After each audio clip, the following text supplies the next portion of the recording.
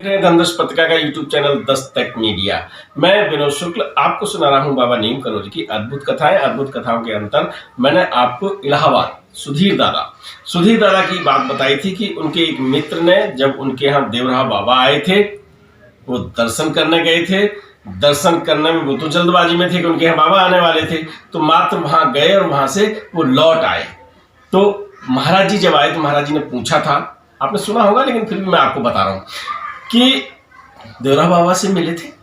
तो उन्होंने कहा था कि हम वहां बहुत भीड़ थी। तूने क्यों नहीं बताया? जब इस तरह से वो नाराज हुए, उनके सिर में चपत मारी थी। ज्ञान खुले थे, चपत मार देते जिसके महाराज जी सिर में, तो उसके तो वही भाग्य खुल जाते थे।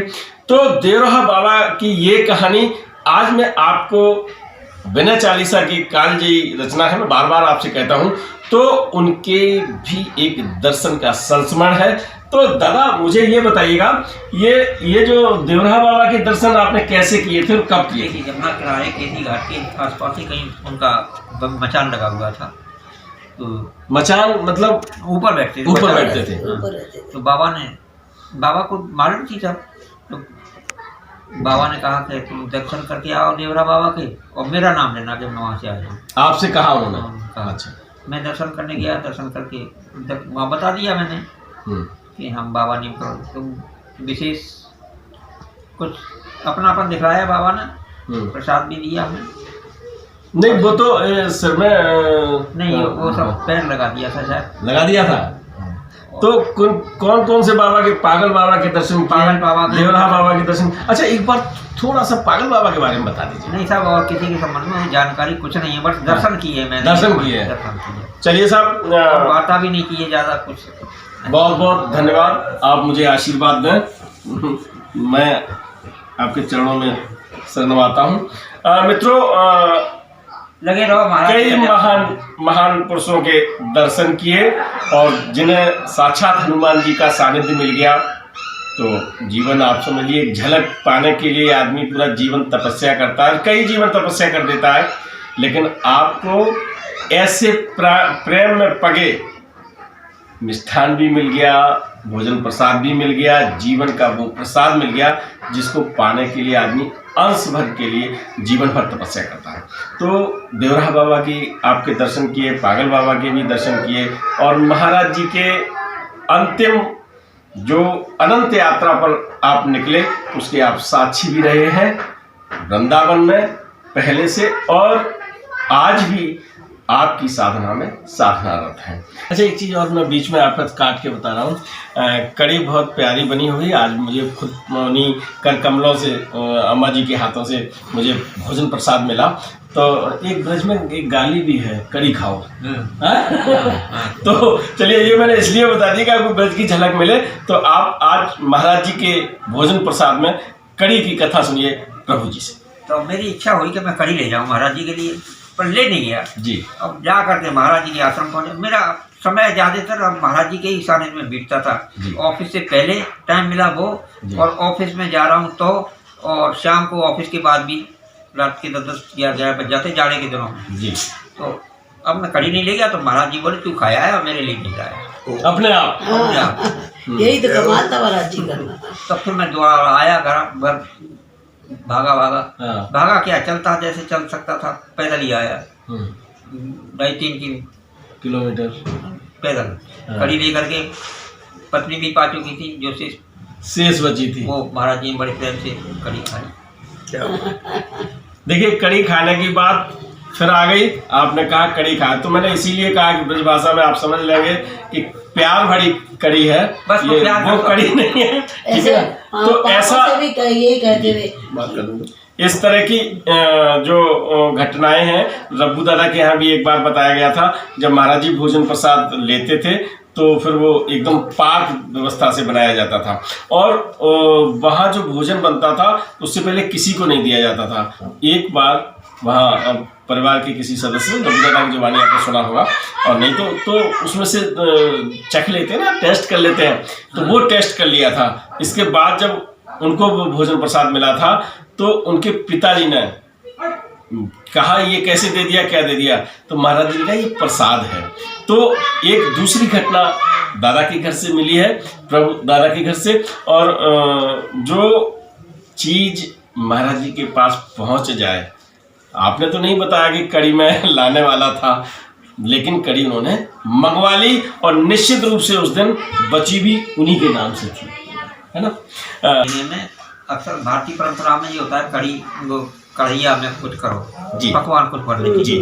उससे कहना तो वहाँ वृंदावन में अंगीठी पे बाजरे की टिकिया तिली और गुड़ के साथ बनती हैं, जी, और दाल के भगौड़े बनाए। जी, कि लाओ फूस का महीना है ये, मैंने सोचा कि बाबा जी के लिए पहले पहुंचना चाहिए। जी, तो पत्नी से कहा कि मैंने ये बाबा जी के लिए पहुंचना चाहिए पहले। तो वो बोली कि देखो वहाँ तक ले जाओगे तो ये ना तो तुम्हारी मतलब के रहेंगे ना मेरे मतलब के रहेंगे, ठंडे हो जाएंगे, अंगीठी ठंडी हो जाएगी। तो मैंने क्यों उनकी बात को माना, मैंने कहा अच्छा बाबा जी के लिए पहले निकाल के रख दो। तो एक तस्तरी में पकौड़े रख दिए, एक तस्तरी में टिकिया रख दी, और मैं खाने बैठ गया भरे मन से। मतलब इच्छा नहीं हो रही है तब भी, लेकिन पत्नी के दबाव से, गृह मंत्री के दबाव में पति रहता है ना।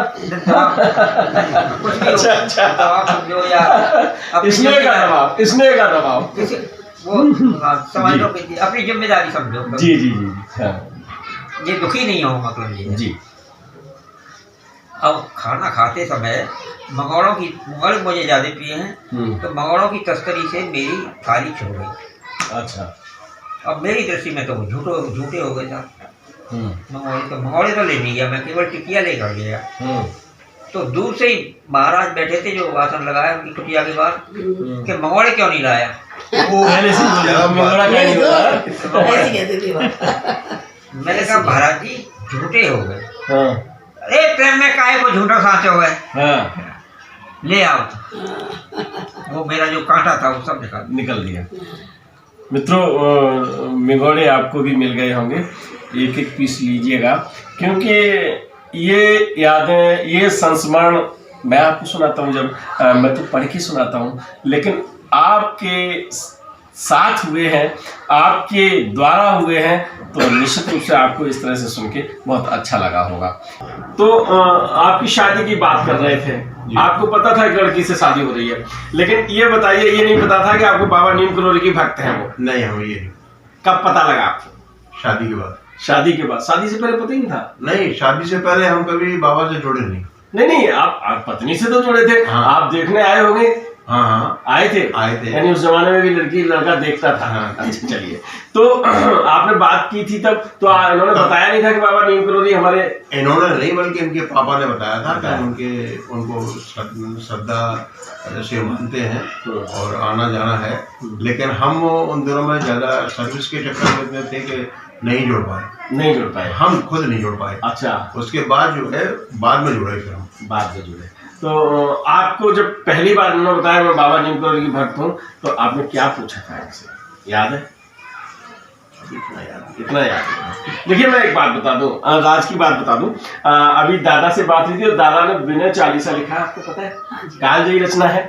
तो उस रचना में आपकी धर्मपत्नी ने बताया, तो अभी यही मैंने उनसे बात की थी, तो विनय चालीसा में एक बड़ा रोचक तथ्य है, बहुत रोचक तथ्य, कि आप लिखते थे, रात भर जागते थे, नींद नहीं आती थी आपको, आप विनय चालीसा लिखते थे।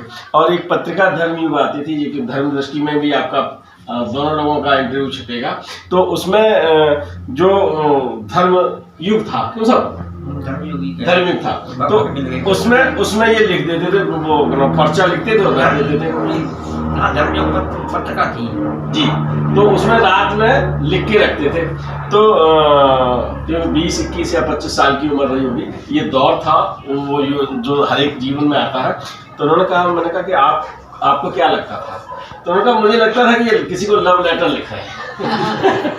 तो ये एक सच्चाई। आज विशेष तिथि मान लीजिएगा, या दस्तक मीडिया के लिए एक उत्सव जैसा माहौल हो गया है कि आपके आवास पर श्री, नाम तो आपको मालूम है, अगर इनका नाम आप गुस्से में ले लें, आप प्यार से ले लें, क्योंकि हवाई जहाज बंदर से निकल रहा है, थोड़ा सा शोर हो रहा। तो अगर आप प्यार में भी लेंगे, आप गुस्से में लेंगे, तब भी आपके जीवन का कल्याण हो जाएगा। यानी प्रभु जब पुकारेंगे तो प्रभु दयाल शर्मा जी के आवास पर हम सब एकत्र हुए हैं। और लगता है मुझे अकबरपुर में मैंने एक गोष्ठी की थी, जो महाराज जी के भक्त आ गए थे, महाराज जी के परिजन थे उसमें, या महाराज जी ने जिनको आशीर्वाद दिया था तो वो लोग थे। तो उनकी डाक बगलिया में मैंने एक बैठक की थी जिसमें 4-5 लोग थे, और आज भी 5-6 लोग हैं। कैमरे के सामने आपको 4 लोग दिखाई पड़ रहे हैं। अब एक तो मान ही लीजिए, ये तो यकीन करना पड़ेगा कि कोई न कोई रिकॉर्ड कर रहा है, तो वो भी ये बातें सुन रहे हैं।